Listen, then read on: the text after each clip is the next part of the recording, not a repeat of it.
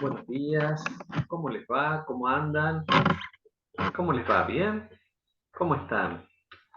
Empezamos nuestra clase. Saben que eh, estaba pensando esta mañana, ¿no? El tema de hablarles del uso del tiempo, antes de empezar con los temas técnicos propiamente, ¿no? Del derecho constitucional. Y yo sé que ustedes son unos genios, porque la mayoría están trabajando o tienen familia y también, obviamente, que estudian para ser muy buenos abogados, muy buenos constitucionalistas, ¿no?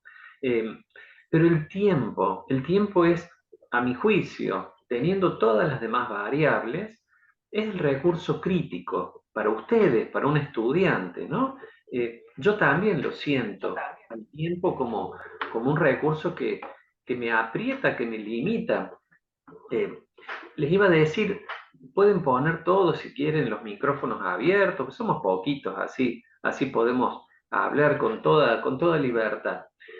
Les decía recién, yo estoy tratando de, a ver, pensaba, nos están quedando hoy martes, el jueves y el otro martes, y se nos acaba este ciclo del módulo cero, ¿no? De derecho constitucional. Así que yo estoy llegando al punto que evidentemente no puedo darles todos los temas y tengo que empezar a hacer decisiones didácticas. Decisiones didácticas significa que tengo que dejar de lado algunos temas y darles otros, porque bueno, el tiempo es limitado, ¿no? Pero sobre el tiempo, yo quería destacarles, ustedes vieron que a mí me gusta contarles historias, ¿no? Y sobre esto, sobre cómo usar el tiempo, sobre, de alguna manera, dar un uso muchísimo mejor a mi propia vida, a la propia vida de ustedes, ¿no? Les tenía preparado para hoy un par de historias. La primera historia es la historia de dos hermanos, de dos hermanos que tienen un papá criminal, alcohólico, golpea a su mamá, en cierto punto comete delitos gravísimos y termina preso, prisión perpetua. Esa es la historia del papá. Con el tiempo, los hermanos crecen, estos dos hermanos varones, los dos, uno de ellos hace exactamente lo mismo que el papá. Se va a convertir en una persona violenta, alcohólico, delincuente, y va a terminar preso.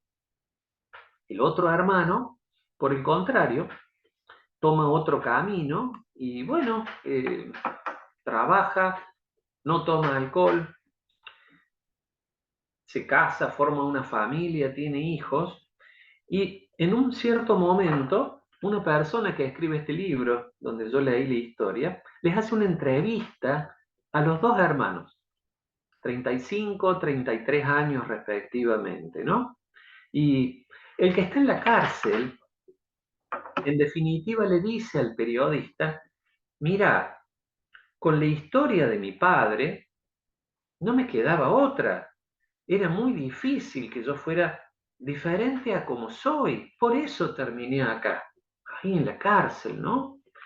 Y cuando entrevista al otro hermano, al que simplemente tenía una vida decorosa, razonable, había formado una familia, trabaja todos los días, es notable porque el otro hermano le dice, mira, con la historia de mi padre, era casi imposible que yo no tomara otro camino diferente. Yo tenía que ser distinto a mi padre, tenía que no tomar alcohol, que trabajar todos los días, que cuidar a mis hijos, a mi familia, ¿no? Es muy interesante esta historia, en el sentido de que sin querer, a veces justificamos, a todos nos pasa, ¿no? Justificamos nuestras propias decisiones malas en base a quizás traumas, dolores que tenemos. Y en este caso, en esta historia, vemos cómo ante un trauma, ante un dolor, que lo sufren igual, los dos hermanos, y los dos hermanos son genéticamente iguales, no hay ninguna diferencia, son hijos del mismo papá y mamá. Uno decidió tomar un camino, ¿no? Un camino de autojustificaciones. El otro decidió exactamente lo contrario. Es interesante esta historia, dice mucho. Seguramente nosotros, ninguno de nosotros tenemos una historia como esta, pero quizás en chiquitito, a veces nos permitimos eh, ciertos defectos, y yo insisto con el tema del uso del tiempo, que es un tema crítico para un estudiante, basados bueno, en traumas previos, en historias previas, y en definitiva, cada uno de nosotros vamos en cada minuto, en cada hora, decidiendo sobre nuestra vida, ¿no?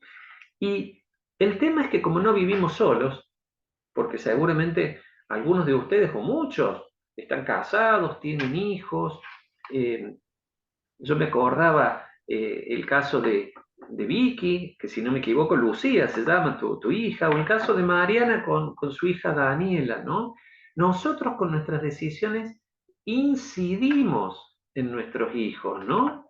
Y de alguna manera cuando van creciendo, nos van a ver a nosotros, o en uno, o en este polo, o en este polo. O vamos a ser, quizás, para ellos, un gran ejemplo, o el otro polo, una triste advertencia. Generalmente nos hablan en positivo, nos dicen, che, tenemos que ser un buen ejemplo. Pero el problema es que el otro lado de la moneda es una triste advertencia, ¿no? Y como los seres humanos nos basamos muchas veces en nuestra propia historia o en la historia de los otros, empezando por los más cercanos, nuestros padres, nuestros hermanos, nuestros amigos más cercanos, es muy importante la influencia, la incidencia que nosotros mismos tenemos en las vidas de los que están más cerca nuestro, ¿no? En definitiva, yo les diría que yo tengo 3 hijos, bueno, yo ya soy abuelo, tengo un nieto, pero me doy cuenta cada vez con más fuerza de esta situación. Para nuestros hijos, nosotros somos una especie de Superman, lo digo por Vicky, por Mariana, por cada uno de nosotros. Y cuando nuestros hijos ven que abandonamos o ven que no pudimos, el problema es que generalmente ellos sacan la conclusión de que ellos tampoco van a poder, digamos, ¿no? Y eso yo creo que lo tenemos que tomar como una presión en el buen sentido para nosotros mismos, ¿no? Para decir, che, mirá, yo tengo que hacer todo lo que pueda para ganar, porque cuando mis hijos me ven ganar, a mí en el buen sentido, podemos tomarlo a Messi, al Fideo Di María, a la Copa América, nos ven ganar, ellos también piensan que pueden ganar. Entonces, hay una influencia, como vivimos interrelacionados en sociedad, hay una influencia, todos nos interinfluimos, ¿no? Y yo les quería dejar esta historia para empezar. Hay otra historia que la podríamos usar para el tema del uso del tiempo, ¿no? Habla de que hay un hombre bueno, no es un malvado, es un hombre bueno, pero es un hombre imprudente y construye su casa sobre arena, no sobre piedra. Y ya saben ustedes cómo termina la historia, que tiene 2000 años. Viene una tormenta, porque las tormentas siempre vienen. Esa es parte de la historia. No es que nos puede pasar o no, sí nos va a pasar. Un día viene la tormenta y arrasó con la casa. En definitiva, el uso del tiempo es crítico para cada uno de nosotros. Nuestra vida está hecha de minutos, de tiempo. Y así como yo me doy cuenta de que me estoy quedando sin tiempo para mis clases, imagínense que yo también he sido joven y he tenido 25 años. Y la sensación es que tengo todo el tiempo del mundo, de que soy poco menos que eterno.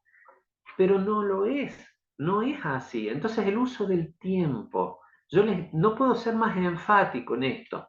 Y a veces usamos el tiempo en cosas buenas. Yo siempre pongo el ejemplo pavo de mirar videos de gatitos en YouTube. Y por ahí se te fue media hora. Y no es algo malo. Pues ¿cómo va a ser malo ver videos de gatitos? Pero se nos fue el tiempo. Y el tiempo es limitado. Hasta donde yo sé, ustedes tienen los recursos para estar en una excelente universidad privada, tienen el material de estudio, tienen capacidad cognitiva.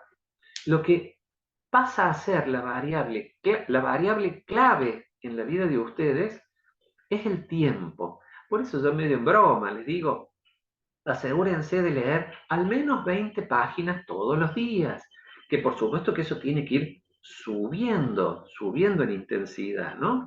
Eh, bueno, empecé con esta historia, espero que por ahí recuerden ustedes después, porque no sé si después van a ser mis alumnos, ¿no? Pero esto les tiene que servir para las otras materias también.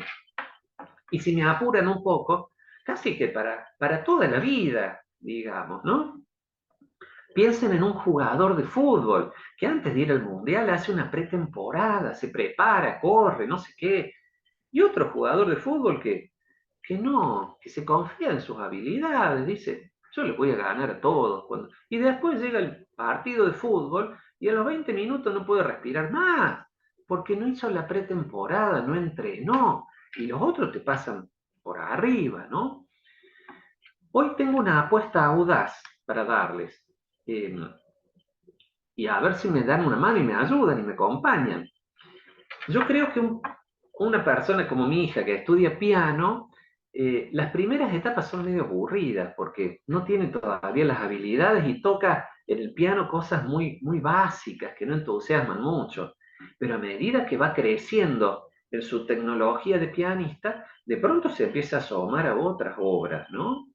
Y, y yo quiero, si ustedes me acompañan, que hoy tratemos de apretar el acelerador, usando la info que ustedes tienen ya de las 6 clases que ya tuvimos, yo se las voy a complicar, se les voy a complicar un poco, en el mejor sentido, ¿no? Así hablamos ya no de cosas que son blanco y negro del derecho constitucional, sino de cosas cada vez un poquito más complejas, digamos, ¿no? Así que si les parece, arrancamos con eso, ¿sí? ¿Les parece bien? Sí. Bueno, me acompañan en eso.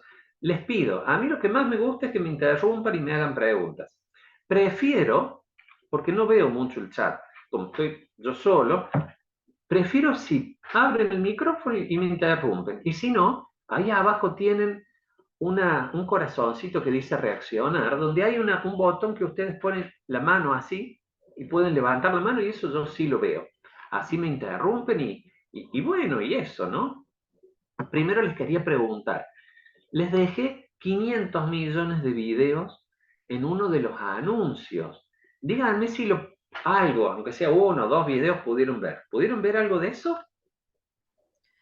Hola, profe, buen día. Yo sí pude, todo este fin de semana vi hasta intervención federal. No, vi bastante. Buenísimo, Natalia. Buenísimos me parecieron. Lo único que me parece que falta una clase, puede ser la del... Sí, saben que falta la clase uno, que ya me avisaron que ese video no lo pudieron No, recuperar. no, pero no es de las clases de YouTube que nos dio usted. En la parte de intervención federal está la primera conferencia, la segunda, que me parece que era una profe Romina Morelo, o esa no está, y después pasa la 3. Me voy a fijar, así se las subo. ¿Eh? Esas son conferencias que hicimos en el semestre pasado, son Sí. largas, casi una hora y media. 1 hora y 20 son largas, pero son interesantes. Claro que sí, por ahí. Pasa que algunos de ustedes eh, tienen una forma de aprender que tiene más que ver con esto, con una clase, con escuchar, con mirarlo al profe. Otros de ustedes funcionan mejor leyendo. Hay distintos tipos de formas cognitivas, ¿no? Benjamín acá me dice que no pudiste entrar en la plataforma, Benjamín. ¿Qué pasó? Que no pudiste entrar en el... Estamos hablando de el Canvas. ¿Es Sí, fundamental para ustedes? sí, no sé qué ha pasado, no me está dejando entrar. Ya hablé con los coordinadores para ver si era que estaba caída la plataforma o algo, porque no, hace varios días que no estoy pudiendo entrar. ¿Y cómo hiciste, Benjamín, para entrar en esta clase? Si no fue a través del Canvas. Porque me han llegado por email los links de la clase, entonces esa era la única chance que tenía para poder entrar. Claro, Eh, tenés el email original donde están todas pero no, me vuelvo Claro. loco, necesitas sí o sí eso, Benjamín, claro, hay que Un hablar con problema los chicos de similar informática. Sí, tengo Mauricio. un problema similar al de Benjamín. Por ejemplo, yo tampoco tengo acceso a la plataforma e ingreso a las clases por correo electrónico, porque los coordinadores de la sede me dijeron que las clases formales empiezan el 8 y por ende yo no tengo materiales, no tengo acceso a la plataforma, no tengo nada, lo único que tengo acceso es a través del correo electrónico. Por eso todas las clases que estoy asistiendo hasta ahora son porque recibo en el correo electrónico y la mayoría de la información que usted pregunta las busco en internet y realizo la respuesta a través de internet. O sea, Pero y me puse en contacto con alumnos que tengo en el WhatsApp y bueno, me van a facilitar materiales que estaría recibiendo entre hoy y mañana, que ellos ya usaron, entonces con eso ya puedo ya tener una lectura. me vuelvo loco, Mauricio. Si justamente la idea es que hagamos la pretemporada, este es un curso que se llama Módulo Cero, que justamente es para las vacaciones de julio, y ustedes tienen que tener acceso a la plataforma. Voy a hablar con los chicos coordinadores, pero me vuelvo loco, porque justamente yo les estoy dejando Hay material. mucho, profe. ¿Cómo, Hay, Sebastián? hay mucho en el grupo de WhatsApp que le pasa similar, que no pueden entrar, que todavía no le ha llegado el material, no le aparece en el tablero, que sus CAU no le brindan información y bueno, a través de los grupos de WhatsApp es lo que podemos por ahí Bueno, habilitar información. voy a hablar con los muchachos de informática a ver qué está pasando. Yo suponía, claro, yo notaba que no me hacían ninguna devolución, no había respuestas en los foros que les voy dejando. Pero a todos les pasa eso, no. Algunos de No, no, a ustedes, mí me llegó todo perfecto, en mi caso particular. Yo bien. también. Hola, profe, ¿qué A tal? mí me llegó todo bien, profesor, sí, A también. mí ¿Cómo le va? también. Buen día. Hola, Bueno, Alejandra. Bueno, Diana también. Bueno, igualmente voy a hablar de ese tema para que, bueno, para que puedan esto, ¿no? Tener acceso. Les he creado un foro que justamente la idea es que ustedes opinen, interactúen. Después, los que tengan acceso se meten y se fijan ahí lo que les he ido dejando. Creo que me excedí dejándoles 500 millones de grabaciones y videos, pero bueno, yo digo que esto es como un desayuno buffet de un hotel de lujo y ustedes van, toman lo que quieran, hasta donde puedan. Sí sé que si quieren ser abogados y muy buenos en derecho constitucional, como les dije al principio, el tema de el uso del tiempo sobre esto es un recurso crítico, ¿no? Después hay otros. Yo trato de que ustedes estén razonablemente cómodos en nuestros encuentros, porque el tema, saben que hay un tema con la ansiedad y con el miedo, o con el estrés, que afecta a lo cognitivo. Entonces, es muy importante que ustedes, cuando estudien, cuando estén en esta clase, ahí voy Mariana con vos, cuando ustedes estén en esta clase, estén cómodos y cuando ustedes estén en su casa estudiando, que ustedes se hablen a ustedes mismos amablemente, sin ideas de, che, no voy a llegar, o no me entra nada, o yo soy siempre igual y nunca entiendo. No, no, háblense a ustedes mismos muy positivamente, porque ahí están solos ustedes con el libro. Y el tema emocional es muy, pero muy importante. Yo siempre, como me ha gustado jugar al fútbol de joven, lo comparo con un equipo de fútbol. Fíjense la final, cuando Argentina juega con Francia, los franceses estaban todos duros.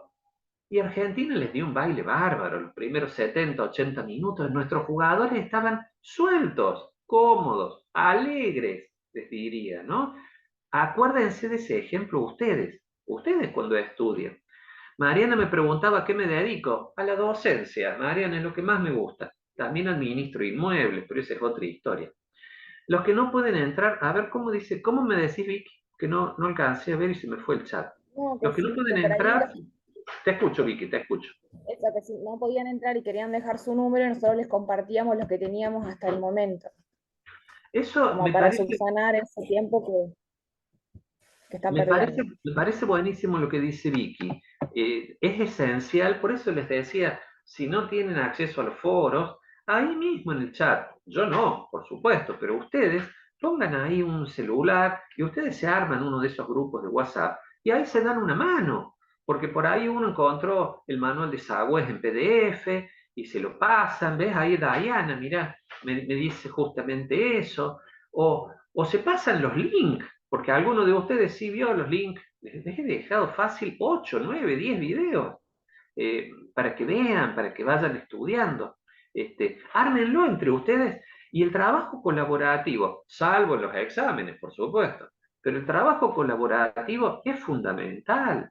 Es fundamental que ustedes interactúen entre ustedes, también con el profe, pero entre ustedes es fundamental. Entonces, se hace todo más liviano, más piola, y bueno, sí, yo me voy a encargar de decirle a los genios de la informática, che, ¿qué pasa con esto? Pero por ahí me dan bolillas rápido y por ahí no. Pero ustedes se van dando una mano con esto, ¿eh? Bueno, Profe, sí, sí, Glenda. una consultita, ¿cómo le va? Una consultita. Usted había dicho en una clase anterior que las grabaciones de estas clases no quedan, digamos, en el tiempo grabadas, sino que se van borrando, ¿es correcto? Es así, Glenda, me lo han aclarado los chicos de informática. Lo que yo les pasé, por ejemplo, hay una parte que es del canal de YouTube mío, que yo lo uso para mis alumnos, y el otro es del canal de YouTube de la Siglo. Esos en principio quedan. Pero estas clases, que son grabaciones de Zoom, a los 10 días se borran. Se borran. Es una lástima, digo, porque después de Sí, revisar el material estaría bueno tener las clases grabadas como sí, para hacer un repaso, ¿no? pero fíjate, Glenda, un dato. Si alguna clase, o todas, no sé, pero seguramente si alguna clase les gustó en particular, ustedes tienen la forma de apretar no sé qué clic y ponen descargar, pasa que es como medio mega, tienen que tener Claro. 500 compu para descargar toda esa bestia de material. No es un link, es un descarga, pero ustedes las pueden descargar. Eso me lo dijeron también. Avisarles a los chicos que si quieren pueden descargar y se guardan alguna clase y después, no sé, la borran, la tiran por ahí. Pero eso es importante que lo sepan. Eh, a ver, si tienen alguna pregunta más, si no, arrancamos con el tema de hoy. Ustedes díganme. Ah, Mayra acá me dice que descargaste las clases. Bueno, Mayra, pero es cierto, tenés que tener como un servidor de no sé cuántos gigas para... Pero sí, se pueden descargar las clases, total, las ven, ¿no? Un par de veces y si este profe más o menos dice siempre lo mismo, así que, pero está bueno, porque ustedes por ahí van, qué sé yo, en el auto y van escuchando, como si fuera un programa de radio, ¿no? Y les digo, les va quedando, uno se va acordando, ah, mirá cómo era esta historia. Bueno, vamos al tema de hoy. El tema de hoy que nos tocaba era ya la interrelación que hay entre el Poder Legislativo, el Poder Ejecutivo y el Poder Judicial. Yo he preferido dejar eso para el jueves y el martes y, en todo caso, usar este tiempo para barrer, profundizar detalles que siento que me han quedado colgados. Porque yo cuando termino las clases hago como un panorama mental, reviso mis apuntes y digo, che, pero tal tema me quedó sin decírselos a mis estudiantes, ¿no? Así que, si les parece, yo pensaba hacer eso para hoy. Primera cosa, una historia de poder absoluto. Poder absoluto. ¿Se acuerdan que, no sé si fue la clase anterior, yo les hablaba de la importancia de la tecnología del derecho constitucional? La importancia. Y yo les decía que poder judicial también existe en las tiranías. Luis XIV tenía un poder judicial, Putin o Maduro o Hitler. Incluso recuerdo haberles puesto este ejemplo. Si fulano, vecino de Mengano, le tira humo todas las noches o música fuerte, pueden ir a un juez independiente que entre pares va a decidir esa cuestión de vecindad. Y a uno le va a decir, che, no, macho, baja el volumen, y al otro le va a decir, ¿qué hace tirándole humo a este otro? Digamos, ¿no? El problema de una tiranía, ¿cuál es? Cuando tienen que hacer un juicio contra el Estado. Cuando viene el Estado y les dice, perdóname, me quedo con tu casa. ¡Chan!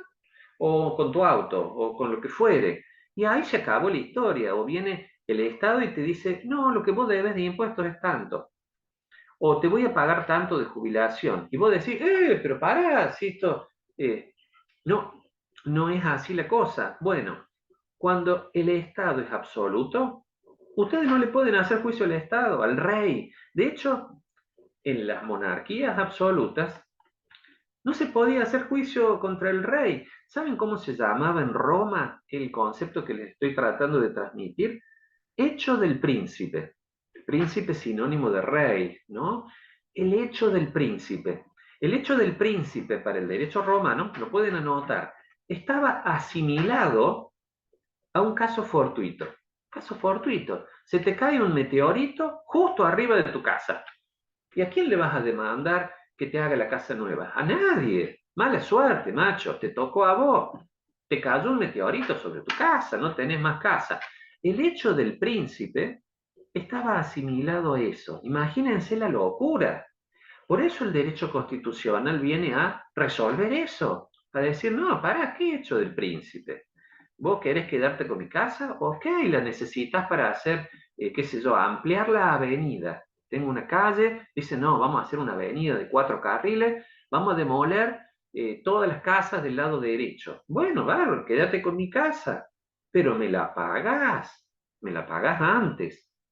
Expropiación, artículo 17 de la Constitución Nacional. El hecho del príncipe no rige más desde el derecho constitucional en adelante. Y yo les quiero destacar que esto es muy nuevito y muy frágil. Por eso yo me vuelvo loco contándoles la historia que les conté en la clase pasada de mi antepasado Marco Avellaneda, o de hace poquito, del 76 al 83. Esto es muy frágil. No tiene más de 150, 200 años en el mundo y es frágil.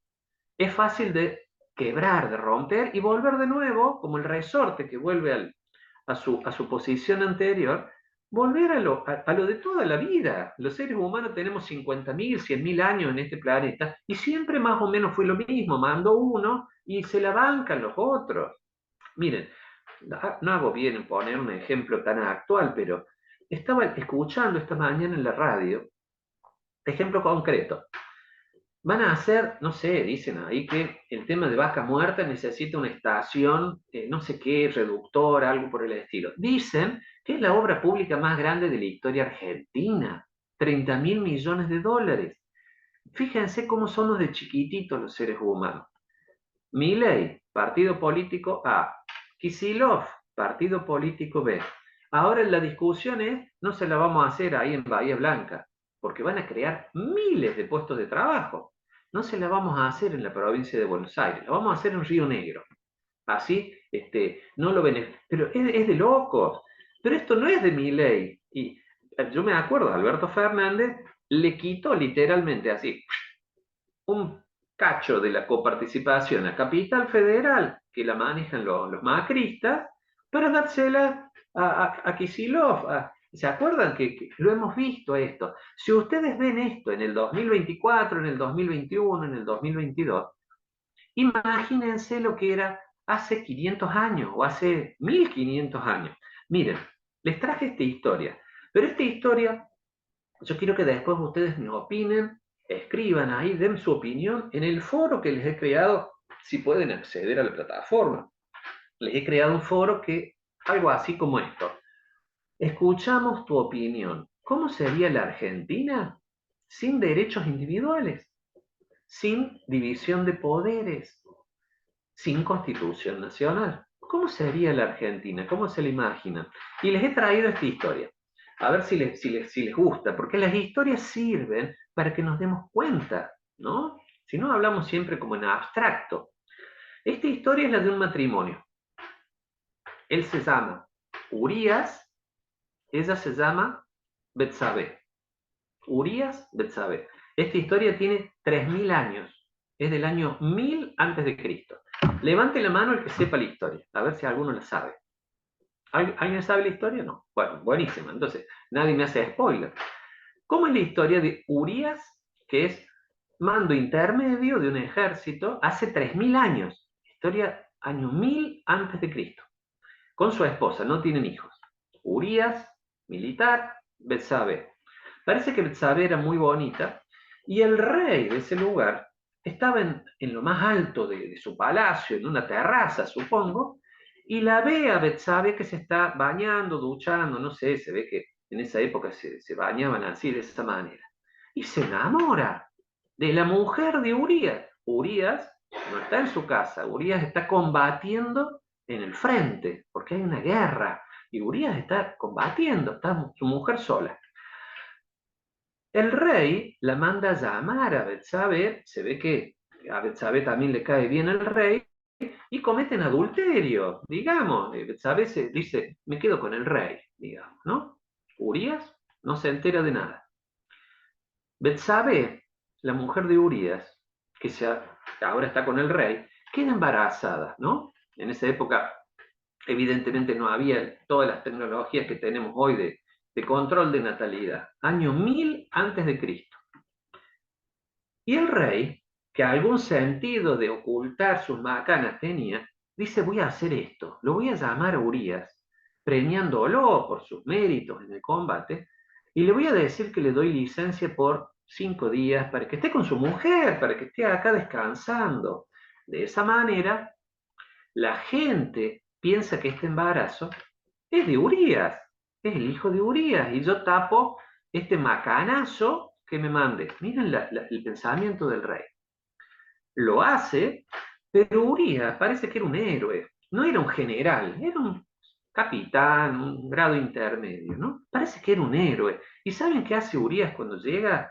Descansa, pero no quiere entrar en su casa. Dice, no, dice, es demasiada felicidad descansar en mi casa con mi mujer mientras mis soldados están combatiendo, están pasando frío, están con hambre, están luchando.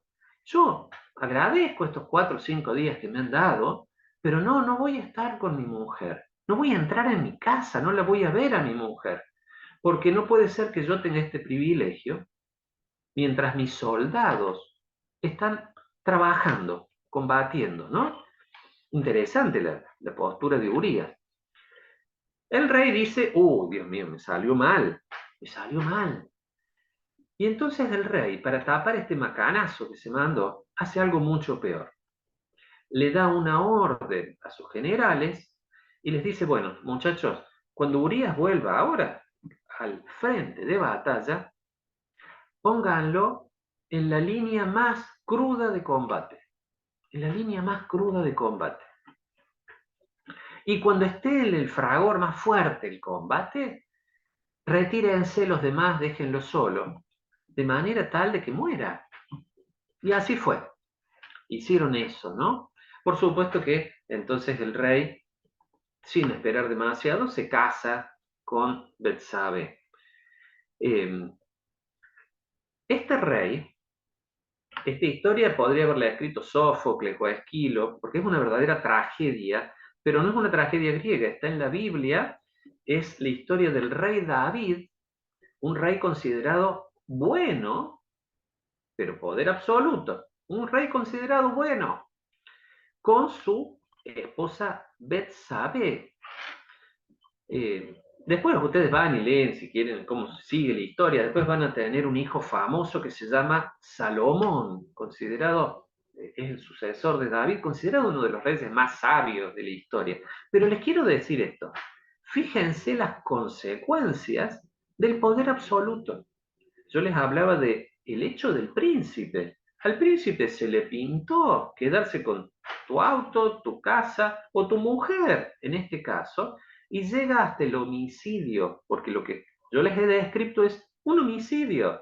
Autor mediato, autor intelectual, pero un homicidio, así de fácil, así de simple.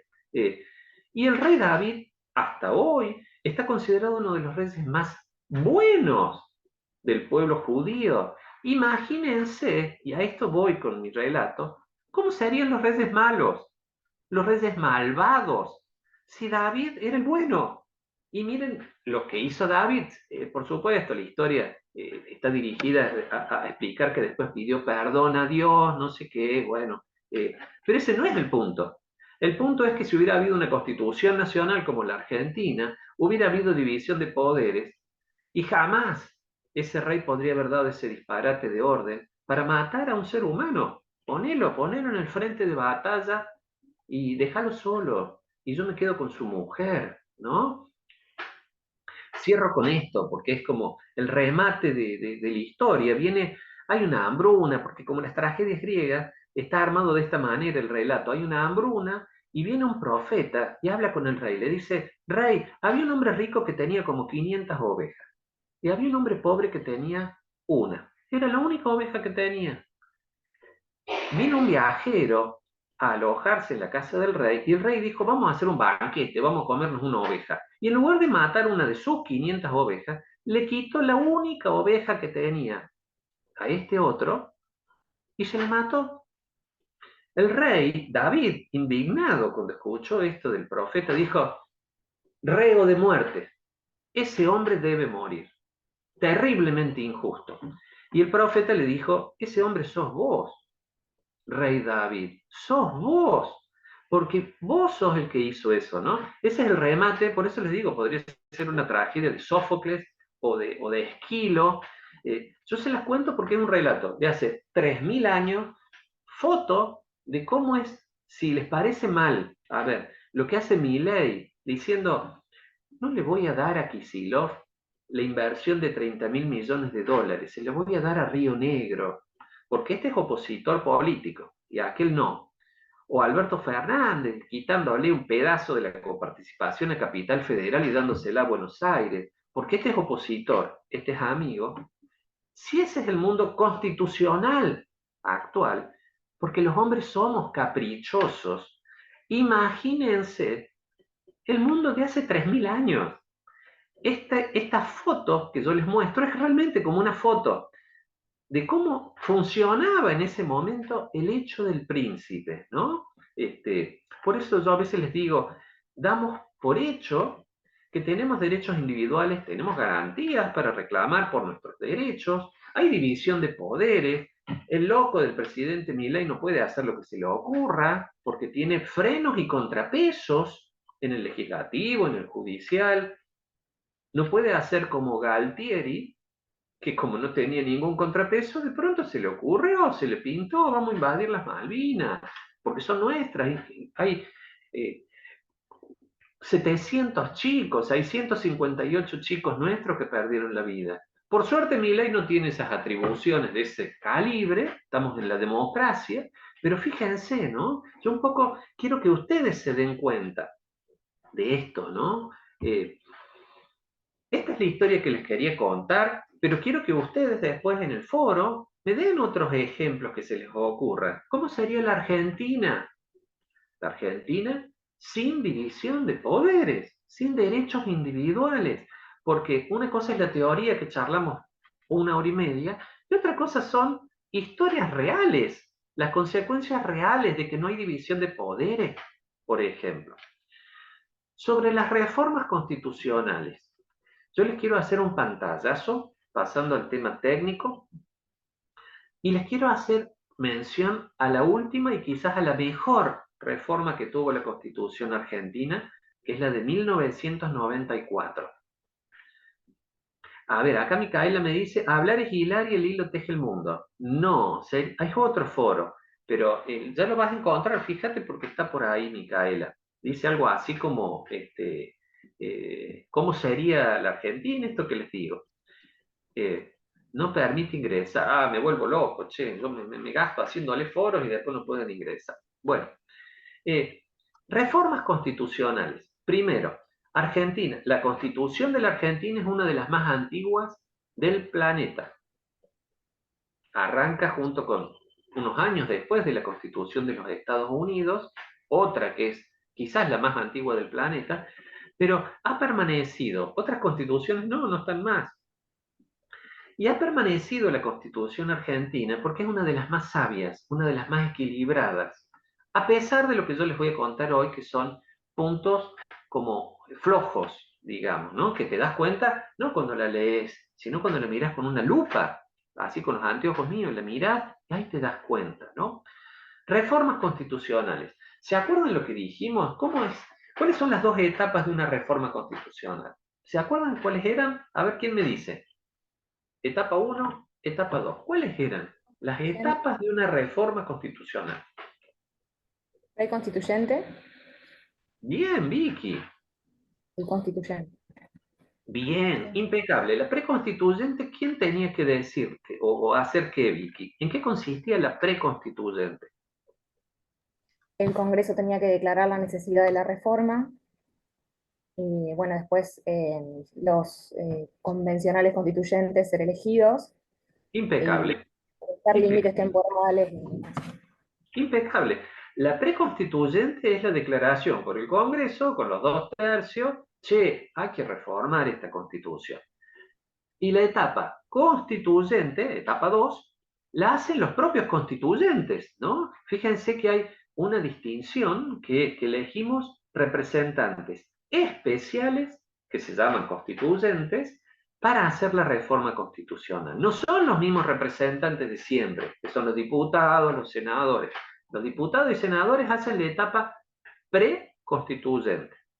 En cambio, representantes especiales son los convencionales constituyentes, como dice acá Mariana, que elegimos. Eso está en el artículo 30 de la Constitución Nacional. Ahora bien, yo acá anoté para darles la ley 24.309, que la pueden anotar, que en los artículos 6 y 7, a ver, la ley 24.309 es la etapa preconstituyente de la última reforma constitucional. O sea, 1994, esta ley fue, a ver, acá me dice Natalia, el foro es el que dice Micaela y sale cerrado para comentarios. No, pero está el foro que les he creado yo. Ya voy a hablar, así se los resuelvo.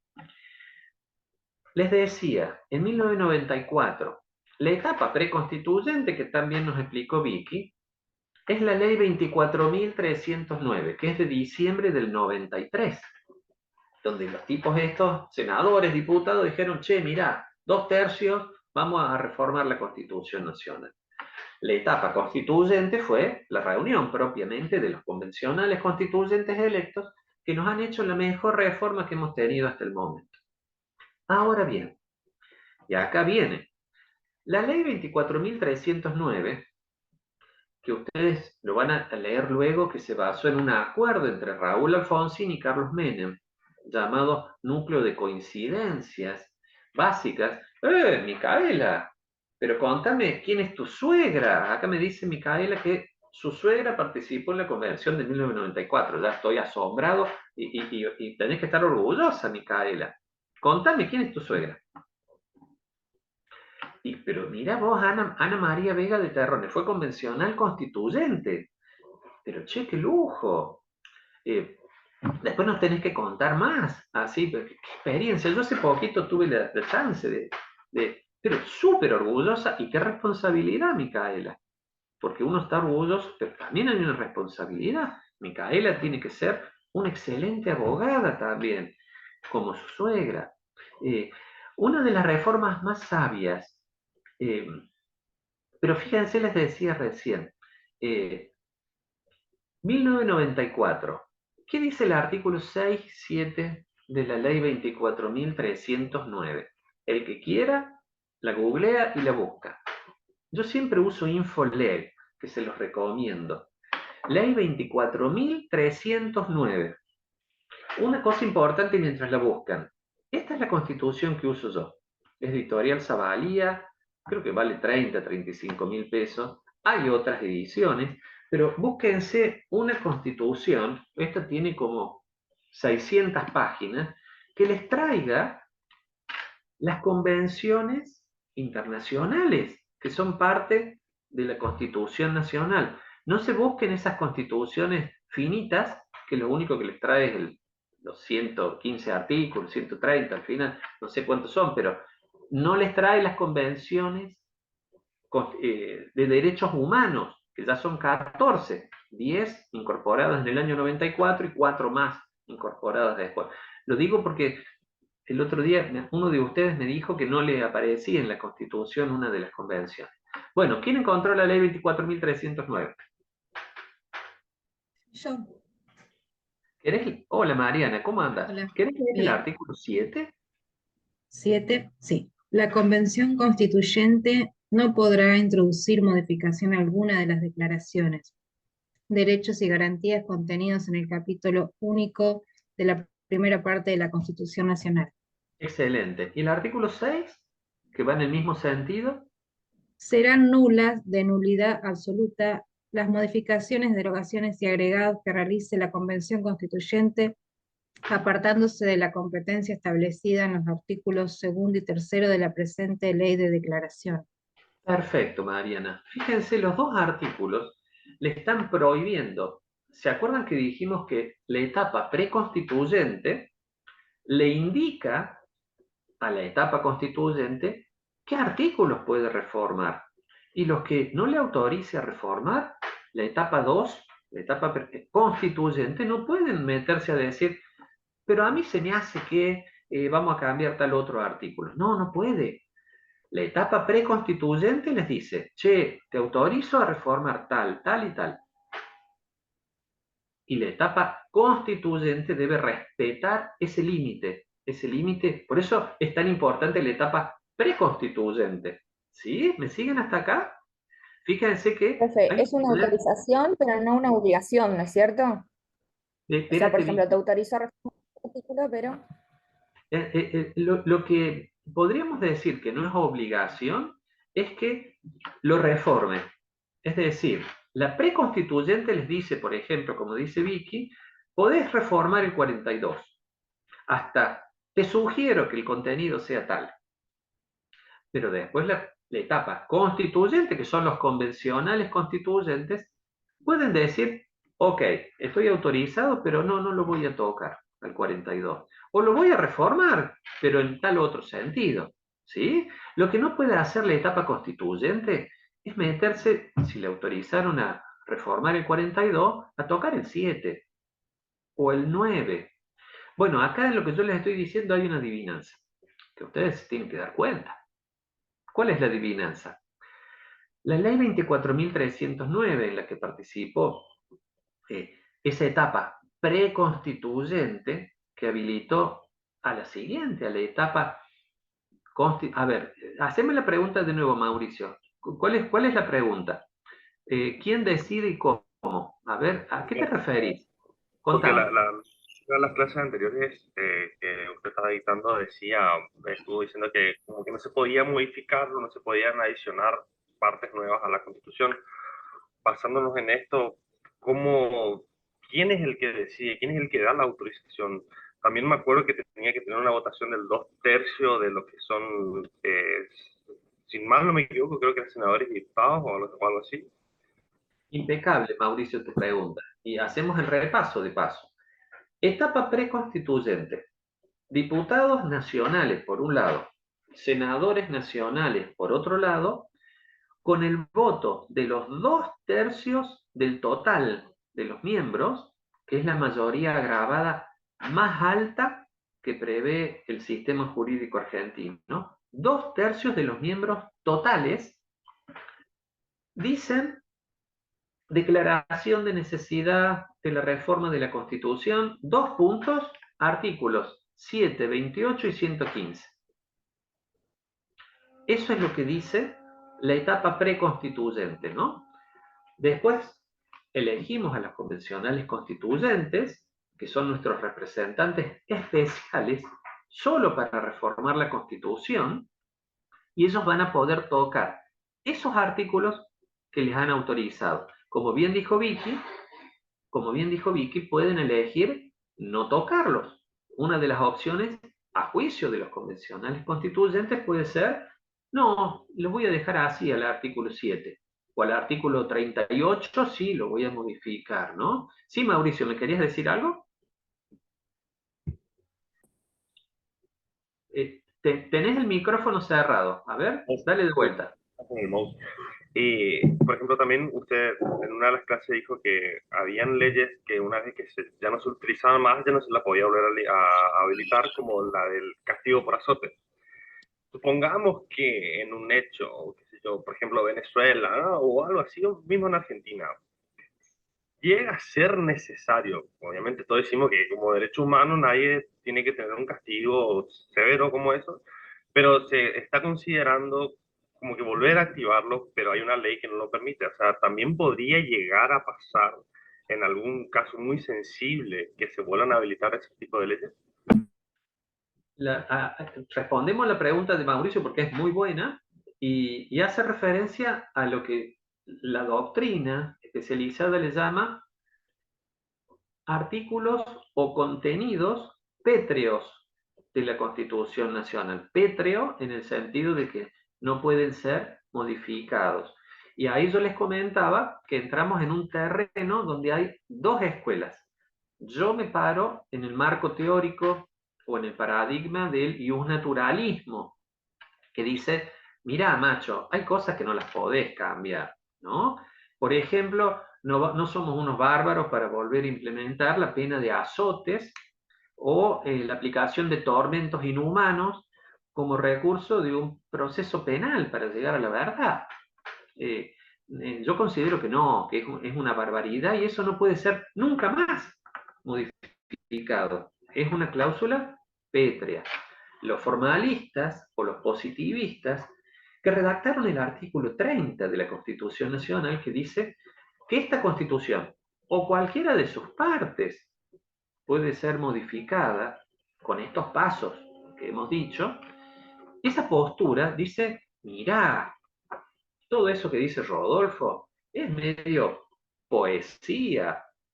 Detrás de la ley lo único que hay es la decisión de todo un pueblo y la fuerza del Estado. Entonces, se puede modificar lo que sea, y si nos pinta que de nuevo haya esclavitud, bueno, ¿sabes qué? De nuevo hay esclavitud. Yo estoy usando los ejemplos más extremos, Mauricio, para pelearte un poco. Pero fíjate, lo importante es que veas, aunque sea en esta caricatura que el profe te hace, las dos posturas. El iusnaturalismo dice, no, pará, no somos unos bárbaros. El positivismo o formalismo dice, mira, esta generación no le puede estar imponiendo cosas a la generación de seres humanos que va a existir de acá a 100 años. Si a ellos les parece que la forma de organización social y control social es, de nuevo, volver a la pena de azotes, ¿sabes qué? Dice el artículo 30, esta Constitución y cualquiera de sus partes puede no sé qué. ¿Te das cuenta, Mauricio? Lo importante es que el tema de los contenidos pétreos parte ya de una división doctrinaria, donde una parte dice, no, mira, escúchame, iusnaturalistas. Los otros dicen, no hay contenidos pétreos, porque hasta la palabra, la frase, está inventada, no está en ninguna parte de la Constitución. Es como Diana, el... decime Diana, y después voy a vos, Mariana. Bueno. Diana, tenés levantada la mano, decime. Profe, yo tengo una duda. ¿Quiénes Dale. serían los representantes especiales de la Convención Constituyente? Bien, buenísima pregunta. Nuestros representantes ordinarios son senadores nacionales, diputados nacionales. Son los representantes del pueblo, los hemos votado. Poder constituido, ¿no? La Constitución crea los tres poderes constituidos: legislativo, ejecutivo, que es el presidente, judicial. Representantes ordinarios nuestros, los diputados, los senadores. Yo digo que hay representantes especiales porque cuando pasemos a la etapa 2, que es la elección de convencionales constituyentes, esos convencionales constituyentes nos van a representar a nosotros a la hora de mirar y decidir si van a modificar o no esos artículos de la Constitución Nacional que les han autorizado, ¿no? Pero no son los representantes ordinarios, son representantes especiales, que los elegimos, ¿no? Una convención. Por eso decimos que nuestra Constitución Nacional tiene un sistema rígido de reforma. Es decir, el poder constituido, que es el poder legislativo, el Congreso de la Nación, es decir, diputados y senadores, no pueden modificar, no pueden tocar la Constitución Nacional. Ellos pueden hacer la etapa preconstituyente. Es decir, che, abrimos el juego con los 2/3, con toda esta historia que el profe ya les contó. Pero la propiamente reforma, que es la etapa 2, la etapa constitucional, la van a realizar representantes especiales. lo vamos a elegir nosotros y los vamos a elegir por un ratito, Diana, porque normalmente les damos 60 días o 90 días. Y después la suegra de Micaela se vuelve a su casa. Micaela creo que era la que me comentaba que su suegra había sido convencional constituyente en el 94. Se vuelve a su casa. Duran 90 días ese trabajo que les hemos encargado. Voy a Mariana y después voy a vos, Francisco. Decime, Mariana. Gracias, Diana, por tu pregunta. No, en el ejemplo sobre lo que consultaba Mauricio, está, por ejemplo, lo de la ley del aborto, que si nos vamos al naturalismo, el derecho a la vida, que dice desde la concepción, y después que querían hacer la ley para matar a la persona, si en este caso es a partir de la concepción, es una vida, ahí va el ejemplo, ¿no?, de esta reforma constitucional, que no sé si al final la aprobaron o no. No, claro. Nosotros, está bueno lo que está comentándonos Mariana, específicamente desde la Escuela del Naturalismo, decimos, no, pará, no podés matar a un inocente, ¿no? En diciembre del 2020 se aprueba la ley de interrupción voluntaria del embarazo en Argentina, donde incluso los hospitales del Estado están obligados ante el pedido de una mamá, de hacer esto. Ahí lo que tenemos son dos derechos. En mi opinión, yo ya les he contado que en mi opinión es inconstitucional esta ley, porque en una comparación de la ley con la Constitución Nacional, específicamente el Pacto de San José de Costa Rica, en el artículo 4, inciso 1, que dice que el Estado está obligado a proteger la vida desde la concepción, en mi opinión es inconstitucional la ley, ¿no? Por esa comparación. Pero fíjate, Mariana, que es interesante, yo estoy con esa postura, pero es interesante ver que es una situación de las que los abogados llamamos situación trágica. ¿Por qué trágica? Porque hay dos derechos muy importantes en pugna. Para mí, uno de los dos es un poco más importante y tengo que sacrificar al otro, pero los dos derechos son el derecho de la mujer embarazada que no quiere estar embarazada, que quizás fue producto de un acto que fue contra su propia voluntad, un acto espantoso, no quiere estar embarazada. Y de alguna manera yo la estoy obligando por 9 meses, cosificando, van a decir estas mujeres, a ser una especie de portador, un paquetito, donde dentro de ella crece un bebé.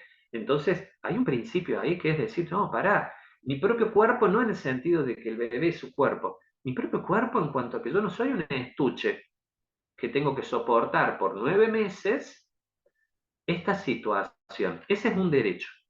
El otro derecho es el derecho de un ser humano, un argentino, que desde el momento de la concepción genéticamente es totalmente independiente. Hay un ADN totalmente nuevo desde la concepción. Es una situación trágica. Yo entre los dos principios entiendo que entre quitar la vida de modo irreversible a un ser humano que ya está ahí y pedirle a la mamá que soporte, incluso con consecuencias psicológicas, que soporte por 9 meses y después lo den adopción, yo prefiero este principio, ¿no? Porque me parece que el derecho a la vida de última es irreversible y el otro es temporal, es por 9 meses. Pero tomar conciencia y con empatía, por supuesto, de que es una de esas situaciones que llamamos trágicas, donde uno de los dos principios que están así chocando, uno de los dos principios va a ser sacrificado, ¿no? En una discusión de nivel, esto es lo que se discute, Mariana. Cuando el nivel baja, empezamos con el pañuelito celeste o verde, o decimos que esto es parte del cuerpo de la mujer, que no hay ningún ser humano. No, para, eso no es una discusión seria. La discusión seria es esta que yo les digo, que es bien delicada, sobre todo si ese embarazo no fue producto de un acto consentido, fue producto de una violación. Entonces, yo no soy un estuche que vos me tenés que obligar a mí por 9 meses. Al lado de eso, yo tengo esta otra situación, ¿no? Por eso son temas trágicos. Yo ya les di mi postura sobre la inconstitucionalidad de la ley de diciembre del 2020, ¿no? Comparándola con el artículo 4, inciso 1, del Pacto de San José de Costa Rica, que es parte de la Constitución. Gracias, Mariana, por la pregunta, buenísima. Francisco, tenés levantada la mano, decime. Yo para hacerte una consulta con la figura que habían incorporado de la Defensoría del Pueblo, de por qué era tan difícil elegir un defensor con 2/3 también de las cámaras y por qué desde el 2009 se hace tan difícil elegir, aunque sea un reemplazo de eso. Bueno, buenísimo el planteo tuyo, Francisco. Sabemos que la figura del defensor del pueblo está traída de los países escandinavos, ¿no? Como un concepto más, para ver, tenemos una herramienta más a la que acudir. En la praxis concreta, por eso yo les decía, una cosa es la norma constitucional, Otra cosa es la praxis concreta. Por eso los tipos que diseñan un auto, una Ferrari, una cosa es el diseño, pero después la llevan a las pistas de prueba y la hacen dar vueltas ahí a alta velocidad, al diseño de auto que han hecho, ¿no? Y lo prueban. Este es un ejemplo de algo que no está funcionando, ¿no? En esa praxis o realidad constitucional. Y la pregunta de Francisco me sirve porque los quiero llevar justamente al tema que yo había preparado de hoy, para hoy, que lo vamos a continuar, por cierto, a las 3 de la tarde, que es las reformas constitucionales y las partes que están ahí como no funcionando, ¿no? Yo le pedí a Mariana, o Mariana se ofreció a leer el artículo 6 y 7 de la ley 24.309, que fue la convocatoria, la etapa preconstituyente de la última reforma constitucional, ¿no? Y se acuerdan que cuando Mariana leyó, decía en esa etapa preconstituyente que les va a decir a los constituyentes, ok, pero podés tocar tal, tal, tal y tal artículo, y no más. ¿Se acuerdan que cuando empezamos a conversar, ese era el punto que estábamos analizando, ¿no? Y yo les quiero destacar esto. El artículo 30 de la Constitución Nacional estaba dentro de esos artículos del 1 al 35 que no podían ser tocados. No podían ser tocados. Prohibición expresa de la etapa preconstituyente. El artículo 30. ¿Cómo dice que se reforma la Constitución Nacional? Lo tienen por ahí, a ver, artículo 30. ¿Cómo se reforma la Constitución Nacional? Este artículo 30 no podía ser tocado por la etapa constituyente en 1994. Micaela, la suegra de Micaela, no podía tocar el artículo 30. ¿Qué dice el artículo 30? A ver, ¿quién lo quiere leer? Dale, vamos, dale, Francisco, dale. La Constitución puede reformarse en el todo o en cualquiera de sus partes. La necesidad de reforma debe ser declarada por el Congreso con el voto de 2/3 partes, al menos, de sus miembros, pero no se efectuará sino por una convención convocada al efecto. Perfecto. Fíjense que establece el sistema rígido y el sistema diferenciado. Rígido y diferenciado porque los representantes ordinarios, como le decía yo a Diana, no son los que pueden tocar la Constitución Nacional, tienen que ser representantes extraordinarios, que son los convencionales constituyentes, la suegra de Micaela. Los representantes extraordinarios son los que dice el artículo 30, porque dice, miren qué enfático, la reforma no se efectuará sino por una convención convocada al efecto. ¿Sí? Estamos de acuerdo, ¿no es cierto? En que eso dice el artículo 30. Y estamos de acuerdo que, según nos leyó Mariana, el artículo 6 y 7 de la ley 24.309 de convocatoria a reformar la Constitución en 1994, específicamente le prohibió a los convencionales constituyentes, a la etapa 2, que tocaran artículo alguno del 1 al 35. Sin embargo, sí lo tocaron. ¿Quién se da cuenta de qué manera? A ver, Al que me diga la respuesta, le damos directamente el título de abogado. Dígame, a ver. No, mentira. Miren que es una adivinanza difícil esta. Bueno, si ustedes recuerdan, en alguna clase anterior, por eso yo quería hacer este repaso, yo les conté que la reforma constitucional se hace por el artículo 30, que acabamos de leer. Dale, Francisco, decime. ¿Puede ser el artículo 14, el que le agregaron la parte bis? No sería ese. Yo les hice referencia al dispositivo del artículo 75, inciso 22. Y les conté que desde 1994, el Congreso de la Nación, es decir, nuestros representantes ordinarios, Dayana, en ese vocabulario que decíamos hace un ratito, nuestros representantes ordinarios, con el voto de los 2/3 de los miembros totales, pueden ¿qué? Incorporar como parte de la Constitución convenciones de derechos humanos. ¿Se acuerdan que les comentaba yo? Incluso pueden quitar convenciones de derechos humanos, siempre con el voto de las 2/3 partes de los miembros totales, de senadores y diputados. Pero no van Agregar al una final, convención de derechos. perdón, profe, Perdón, pero no van Bielda, al no te escucho. final, ahí me escucha, ¿no van al final las convenciones de los derechos humanos? Digamos, ¿de acuerdo? Normalmente cuando tenés una edición de la Constitución Nacional, está la Constitución y después está toda la filita de convenciones de derechos humanos. Se incorporaron 10 en el año 94 y 4 más sucesivamente. La última fue, si Pero no me al no, equivoco, en el 2000. Te perdón, mi escucho. duda surge por esto. En ese caso, técnicamente no modificaron los 30 primeros artículos porque van al final, o estoy equivocada.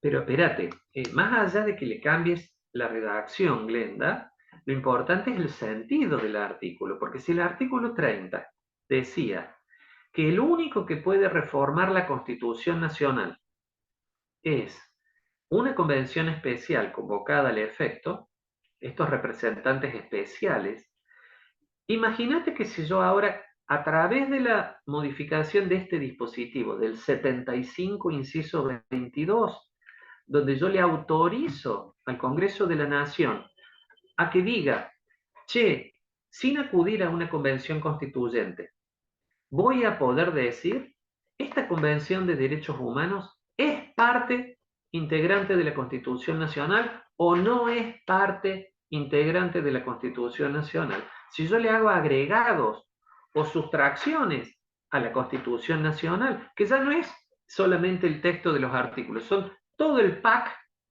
de convenciones de derechos humanos, fíjense que de modo indirecto yo he modificado el artículo 30. ¿Es una ampliación de facultades en ese caso?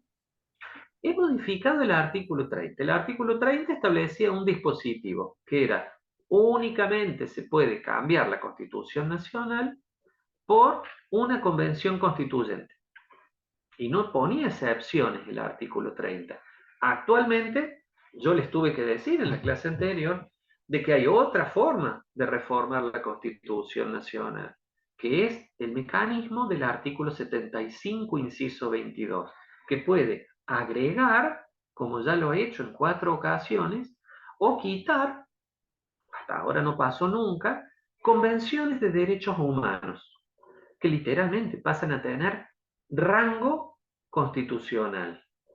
¿Se entiende lo que estoy explicando? Es un concepto que no es tan simple de ver, pero seguramente que ya lo van viendo. ¿Se van dando cuenta?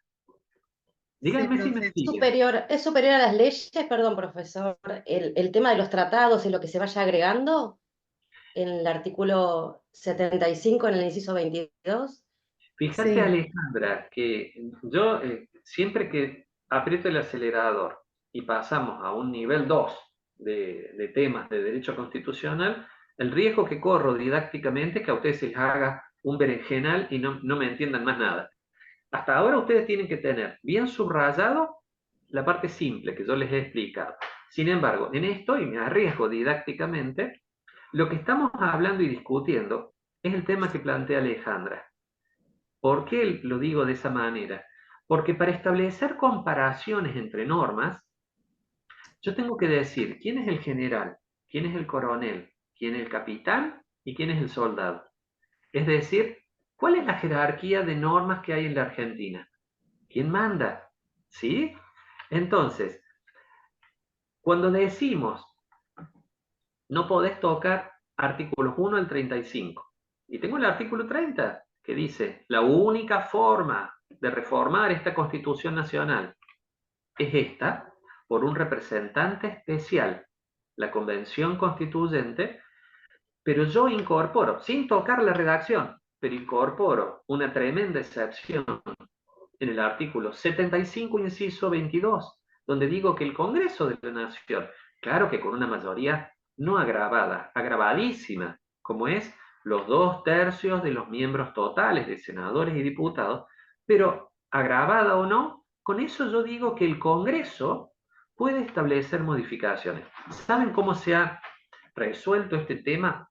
Por supuesto que, como les dije, así como el rey David de la historia fue uno de los reyes más buenos de la antigüedad, y miren la barbaridad que les conté que se mandó con Betsabé y con Urías, que era un matrimonio lo más bien, no jorobaban a nadie. Y ese era el rey más bueno. Y imagínense ahora, yo les digo, la Constitución Nacional es una de las mejores del mundo. Y la reforma del 94, de hace 30 años atrás, ha sido la mejor reforma constitucional que hemos tenido. Sin embargo, no puedo dejar de mostrarles que esto no es un mundo ideal. Si ustedes acercan la lupa, van a ver las fisuras en el vidrio, van a ver las rajaduras. ¿Se dan cuenta a dónde voy? Por eso les digo, hoy me voy a arriesgar didácticamente, les voy a complicar la cosa. Les hago dos comentarios. ¿Quién me quiere leer el artículo 27 primero? Artículo 27 de la Constitución Nacional, que es un artículo antiguo, que no podía ser tocado tampoco. ¿Qué dice el artículo 27? ¿Quién lo quiere leer? A ver, así me dejan descansar. El gobierno federal Dale, Mariana. El gobierno federal está obligado a afianzar sus relaciones de paz y comercio con las potencias extranjeras por medio de tratados que estén en conformidad con los principios de derecho público establecidos en esta Constitución. Fíjense que ese artículo parece súper inocente. Gracias, Mariana, por leerlo. Sin embargo, tiene una jerarquía. El artículo está diciendo, firma todos los tratados que quieras. Ahí la veo a Lucía, así que la saludo. Hola, Lucía. Firma todos los tratados que quieras. Sin embargo, la prelación es la Constitución Nacional. Porque el artículo 27 dice, en su última parte, que esos tratados deben estar en conformidad con los principios de derecho público establecidos en esta Constitución. ¿Se dan cuenta? Les voy a poner un ejemplo histórico, que yo me enteré de este ejemplo por el fallo Cullen, que ustedes lo van a poder leer después, en el voto en minoría sobre las cuestiones justiciables y no justiciables, que ya lo van a ir entendiendo de a poquito, que ya algo hemos hablado. ¿Cuál es el ejemplo que ponen? Argentina en 1853. Ustedes saben que estaba dividida Argentina del estado de Buenos Aires, ¿no? Que después se vuelven a reunificar después de la batalla de Pavón, de la batalla de Cepeda, en realidad, en 1859, con la reforma de 1860. Ahí nos volvimos a unificar los argentinos. Pero en ese momento el presidente de la Confederación Argentina era Urquiza, estando Buenos Aires como otro estado independiente. 1853. ¿Qué decía la Constitución Argentina en el artículo 15? Vicky, ¿te animás a leerla? ¿O vos, Mariana? Artículo 15. ¿Qué decía la Constitución Argentina de 1853? Quiero que me lean los últimos 3 renglones del artículo 15.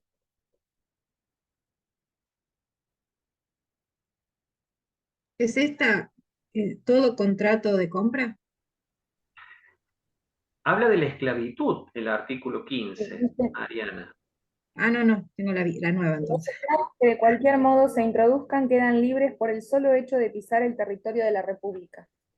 Fíjate, Vicky, que ese artículo, hasta poéticamente, es uno de los más bellos de la Constitución Nacional. Poéticamente digo porque el legislador hasta usa una expresión para enfatizar que es extraordinaria. Además de decir lisa y llanamente que no hay esclavos en la Argentina, y estamos en 1853, dice que los esclavos que de cualquier modo, es decir, aunque se hayan fugado, se introduzcan, quedan libres por el solo hecho de pisar el territorio de la República, el sagrado suelo argentino. Pisan, quedan libres, ¿no? Brasil es el último país en el planeta en abolir la esclavitud. De los 160 países que hay en el mundo, 1888 es la fecha en que Brasil con sus cafetales, dame un segundo, Mauricio, Brasil con sus cafetales hace la abolición de la esclavitud. Eso significa que entre 1853, que está este artículo, y 1888, hay un periodo ahí donde a que no adivinan qué hacían los esclavos de Brasil. ¿Qué les parece que hacían? ¿Se fugaban hacia dónde, Vicky? ¿Hacia Argentina? Claro, hacia Argentina. Seguramente los esclavos no eran abogados y no conocían el texto del artículo 15 de la Constitución Nacional, pero ya medio que por los grupos de WhatsApp de la época se habían pasado el dato. Escúchame, si vos te fugás a la Argentina, vos pisás ahí, pones un pie y ya está, ya no te atrapan más. ¿A dónde voy con el comentario? 1857. Brasil se aviva. Y Urquiza, no bien asesorado, presidente de la Confederación Argentina, 4 años ya de Constitución Nacional, 1857, lo pueden anotar, firma un convenio, una convención, un tratado con Brasil de extradición de esclavos fugados, donde Argentina, ante un pedido de Brasil, escúchame, acá tengo a este que es un esclavo fugado, Argentina se compromete con sus fuerzas de seguridad a atraparlo y extradición, o sea, lo devuelven a Brasil, al esclavo que se fugó a la Argentina. Nunca hubo un fallo sobre eso. Sin embargo, ese era un artículo, como dice Vicky, inconstitucional, por contradecir el texto del artículo 15 de la Constitución Nacional. ¿A dónde va el profe con este ejemplo? El artículo 27 me establece una jerarquía. Me dice, la Constitución está acá, y las convenciones y tratados, dice el artículo 27, deben respetar los principios de derecho público de la Constitución Nacional. Ahí me está haciendo una jerarquía. Esta manda la Constitución y los tratados están acá. Entonces ese tratado que firmó Urquiza era inconstitucional, como bien dijo Vicky. ¿Se dan cuenta del ejemplo concreto que les doy? Bueno, vamos ahora a nuestras convenciones del artículo 75, inciso 22. Son buenísimas, son fantásticas. Nuestra Constitución tenía, lo pueden anotar, el artículo 33, que decía que sencillamente todos los derechos no enumerados también forman parte de la Constitución Nacional. Artículo 33 de la vieja Constitución Nacional. Ustedes anoten, después van y releen, porque acá hay mucha info, está muy denso esto. Las convenciones de derechos humanos vienen a explicitar, a poner visible, manifiesto, por escrito, todo un montón de otros derechos que estaban en el 33, tácitos, no enumerados, pero que estaban. Y ahora los tenemos en todas esas convenciones de derechos humanos, que son 14. Ahora bien, como el artículo 1 al 35 no podían ser derogados, ¿qué pasa si por algún motivo una convención de derechos humanos actual contradice algunos de los derechos del artículo 1 al 35? Ahí los maté con esto, che, me parece que ahí los maté. ¿Qué hacemos en ese caso? Por supuesto, ¿saben qué ha dicho la doctrina? Ha dicho, eso no va a pasar nunca. No va a pasar nunca. porque las convenciones son buenas, dicen que no hay esclavitud, y nuestra Constitución dice que no hay esclavitud. Las convenciones dicen que una mujer embarazada no puede estar trabajando, tiene que tener licencia por embarazo, y nuestra Constitución más o menos dice lo mismo. ¿Cómo se van a contradecir? Pero pasó. Dame un segundo, Francisco, que termino con el ejemplo. Pero pasó, y les cuento que hay 3 fallos sobre eso. Pasó. La convención, a ver, acá la tengo anotada, así les doy bien el nombre. Es la convención agregada en el año 2005, donde el Congreso de la Nación les dio jerarquía constitucional, que señala que son imprescriptibles los delitos de lesa humanidad. Imprescriptibles. O sea, no prescriben. Ustedes saben, en el derecho penal, si yo maté a uno y me corresponde prisión perpetua, y estuve 25 años escondido, prófugo, pasados 15 años, prescribe.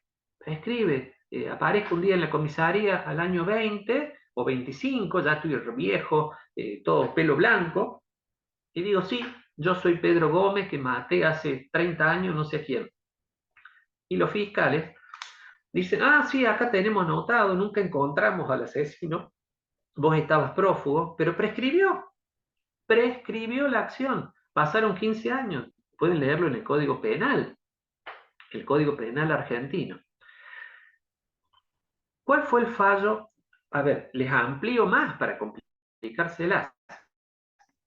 A ver, desde el naturalismo y los que creemos que hay un derecho de fondo, está mal que algo prescriba. Está mal. A ese tipo, aunque hayan pasado 200 años, mételo preso. ¿Sí? Ahora bien, desde lo formal, desde la construcción del derecho que hemos armado, hemos dicho, no, mira, ya cuando pasen muchos años, ya está, terminemos, ¿no? Esa es más o menos, digamos, que los naturalistas queremos la justicia de fondo, pero desde el formalismo, desde el positivismo se ha construido esto de decir, no, mira, ya está, prescribió, pasaron 15 años.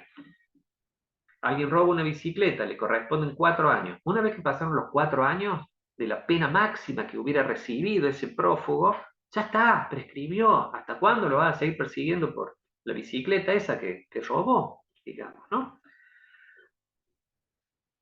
Delitos de lesa humanidad. Tengo 3 fallos. Represores, aplicación de tormentos inhumanos sobre seres humanos, desaparición forzada de personas. Delitos de lesa humanidad. Año 1974. Ocurrieron hechos. 1975, 1976. 15, 20 años, estamos ya en el 95, 97. Pero en el 2005 se incorpora con rango constitucional, dispositivo del artículo 75, inciso 22. Esta convención que dice, no, ¿sabes qué? No prescriben nunca. No prescriben nunca. Por eso Simón Wiesenthal y la Fundación Simón Wiesenthal de los judíos, aunque tenga 90 años el nazi, que está en Bariloche, lo siguen persiguiendo, porque no prescriben. Los delitos esos que ocurrieron en 1944 en Alemania, no prescriben. Báncatelo, viejito. Es algo así el concepto, ¿sí? ¿Me siguen hasta acá? ¿Cuál es el problema? El artículo 18 de la Constitución Nacional. El artículo 18, que tiene garantías para el derecho penal, entre otras, la garantía de la ley previa al delito. Es decir, que a mí no me pueden imputar de algo que al momento en que yo lo cometí no era delito. Y ya está anotada esa ley, ¿no? El principio de legalidad. La ley tiene que ser previa. Si en Argentina no es delito, hoy por hoy, que yo me tome un vaso de jugo de naranja, no pueden pasado mañana votar una ley que le damos prisión perpetua al que tome jugo de naranja y a mí, que me mandan prisión perpetua. No, espera, la ley penal tiene que ser anterior al hecho que yo cometí. Parte de la ley penal es el sistema de prescripción de años en cuanto a cuándo fenece la persecución penal del Estado sobre el delincuente. Se considera que es parte de la ley penal. Por lo tanto, el sistema de prescripción de penas del Código Penal está dentro del principio de ley previa. Díganme si me siguen hasta acá o les estoy complicando mucho la vida. ¿Me siguen hasta acá? ¿Sí? Ahí la estoy saludando a Daniela, que me ha venido a saludar. Hola Daniela, ¿cómo andás? El principio de ley previa es parte de el principio de prescripción de la pena, que ya está anotado, el máximo es 15 años. En Argentina, para el Código Penal argentino, lo pueden chequear después. Sin embargo, eso que está en el artículo 18 de la Constitución Nacional, casi como un derecho adquirido para el delincuente, casi como un derecho adquirido, viene a ser modificado por esta convención, que dice, no, perdóname, los delitos de lesa humanidad no prescriben jamás. ¿Qué plantearon estos represores? Por eso les digo, yo desde el naturalismo me gusta la justicia sustancial, la justicia de fondo. Aquel cometió el delito que lo pague, más en delitos gravísimos como estos. Sin embargo, no puedo dejar de mostrarles lo formal. Lo formal es, el represor, razonablemente, su abogado defensor, dijo, perdón, pero la ley previa, artículo 18 de la Constitución Nacional, parte de la ley penal es prescripción de la acción penal. Y ya prescribió, 1974. ¿Cómo me agarras ahora por algo que cometí en el año 1974? Estamos en el 2004. ¿Han pasado? ¿Cuánto? 30 años. La postura de la Corte Suprema Argentina, ¿qué dijo? No, mira, vamos a hacer que funcione justamente. Los casos los pueden buscar. Simón, Expósito, Arancibia, Clavel. Esos son los 3 fallos de la Corte Suprema, donde la Corte Suprema, con un voto dividido, dijo, no, perdón, pero hay costumbre internacional inmemorial que dice que esta clase de delitos no prescribe. Delito de lesa humanidad, perdóname, pero hay una costumbre, un jus cogens o un jus cogens del derecho internacional que dice que esto no prescribe nunca, y esto, costumbre internacional, ya estaba vigente en 1974. Y además, la convención, incorporada a la Constitución, está derogando esa parte del artículo 18. Fíjense cuáles son las dificultades. Habíamos quedado que del 1 al 35 no se podían tocar. Habíamos quedado en que nunca se van a oponer las convenciones internacionales de derechos humanos versus nuestros artículos que ya consagran derechos individuales, en este caso el artículo 18. Sin embargo, apareció, se contradijeron. Esta imprescriptibilidad señalada por la Convención, totalmente justa a mi juicio, versus el artículo 18 de la Constitución Nacional, que no podía ser tocado ni modificado. Por eso una parte de la doctrina, y acá es el cierre de la clase de hoy, una parte de la doctrina dice, rango constitucional hasta ahí. Y me han establecido, mátenme si no me entienden, pero me han establecido una especie de 2 partes dentro de la misma Constitución. Del 1 al 35 tienen como un escaloncito por arriba. Y las convenciones de derechos humanos, por eso dice el dispositivo, siempre y cuando no se opongan ni deroguen artículo alguno de la primera parte de la Constitución Nacional, ¿no? Es muy interesante esto porque estamos hablando de que dentro de la misma Constitución hay partes que son más constitucionales que otras. Es una cosa de loco esto que hemos armado, esta especie de pastiz que se nos ha hecho, y estamos haciendo lo que podemos, los abogados, los argentinos, con una de las mejores constituciones del mundo. Pero, ¿se imaginaban esto? Que podía pasar, que finalmente, claro, Mayra, pero lo importante es que ustedes entiendan la discusión, entiendan. Cuando la Corte Suprema dijo, sí, pero ¿sabes qué? Represor, delincuente de cuarta, había una costumbre internacional de tiempo inmemorial de que no prescribe tu delito. costumbre. Y vienen los otros y contestan, sí, pero el principio de legalidad, dice que no me podés meter preso por una costumbre. Tiene que ser por una ley. Y una ley previa al hecho que yo cometí. Entonces, fíjense, estamos haciendo lo que podemos. Nuestra Constitución Nacional no llega a ser la justicia, trata de hacer un mundo un poco más justo de lo que sería. Bueno, Micaela, claro, pero vean ustedes qué complicado, porque nosotros dijimos, etapa preconstituyente, le indica cuáles son los artículos que pueden ser modificados o no a la etapa constituyente.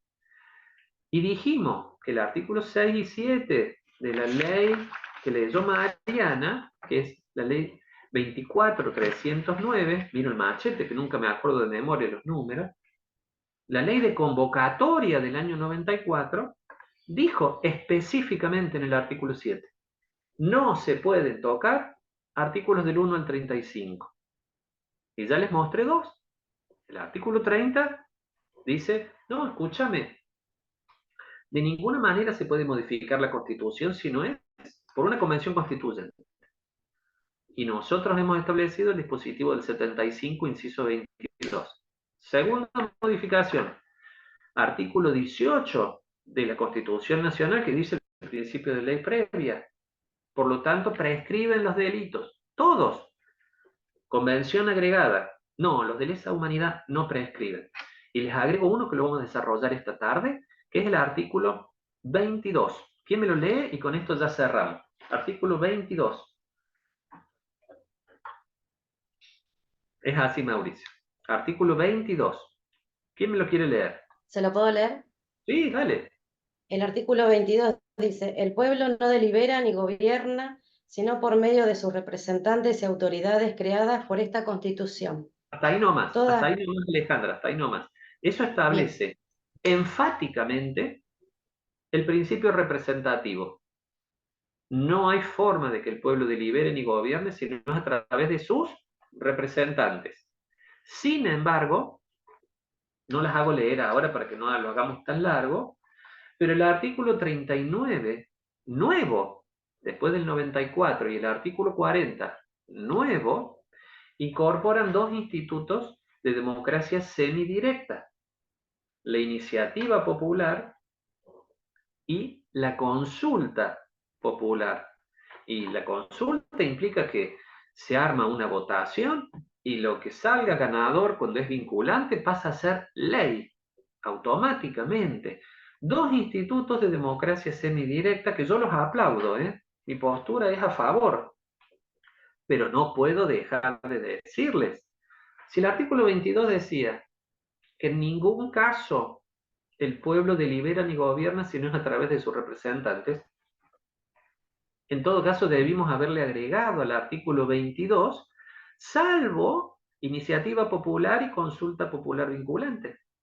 Sin embargo, como no se pueden tocar el artículo 1 al 35, quedó ahí el 22 con su regla, y una regla enfática, 100% de los casos prohibidos. Y después tenemos el 39 y el 40, que de nuevo me agregan, ¿se dan cuenta? Yo les muestro cómo en la mejor reforma constitucional que tuvimos, donde estuvo la suegra de Micaela, la mejor reforma constitucional que hemos tenido, que esta tarde les voy a hablar de otras. En la mejor constitución quizás del planeta, tenemos estos parches, estos líos jurídicos, y los abogados les vamos buscando la vuelta, porque peor sería el escenario del poder absoluto, de la no división de poderes, de la falta de garantías y derechos individuales, muchísimo peor. Miren la historia de David, el mejor rey de la antigüedad, las barbaridades que hacía, el mejor rey de la antigüedad. O miren lo que les conté de Milei, que ahora está viendo si le da la mayor obra pública de la historia a Río Negro o a Buenos Aires, porque no le cae bien el opositor a él, que es Kicillof. ¿Se dan cuenta? Imagínense un mundo donde no tuviéramos estos frenos inhibitorios sobre nuestros gobernantes, que tienen caprichos, tienen inquina, tienen antipatías y simpatías si no tuviéramos división de poderes, derechos individuales. Chicos, paramos acá, lamento haberme pasado 5 minutos, les agradezco muchísimo que me hayan acompañado, espero que me hayan seguido porque son temas bien complicados y por cierto, no los culpo si a alguna parte, por supuesto, yo no le expliqué bien y les quedaron dudas. Hoy a las 3 de la tarde vamos a reforzar esto, lo vamos a profundizar para los que me quieran acompañar y si no me anotan, los que finalmente puedan entrar en el Canvas, anótenme preguntas debajo de los anuncios que yo se las voy respondiendo, ¿saben? Les mando un abrazo a todos y nos vemos a las 3 de la tarde, en un ratito. Gracias, gracias por acompañarme.